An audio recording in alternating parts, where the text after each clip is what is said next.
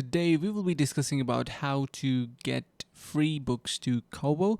Now we have this platform called Rakuten Kobo, and this is going to be providing you free books for Kobo. And how do you actually get it? Make sure that you connect your library card, and once you do connect that, it is going to be automatically fetching your books from your library card.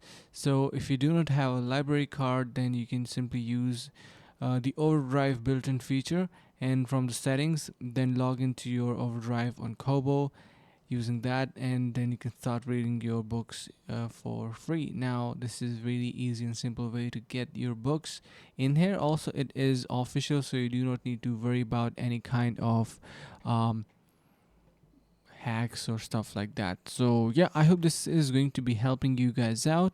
If you want to learn about more tips and tricks, you can subscribe. See you around in the next video.